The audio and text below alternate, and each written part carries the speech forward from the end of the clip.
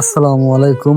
বৃষ্টি থাকার কারণে আমাদের ঈদগাহ ময়দানে আজকে নামাজ পড়তে পারি নাই, যার কারণে আমরা সবাই মসজিদে ঈদের নামাজটা আজকে পড়েছি।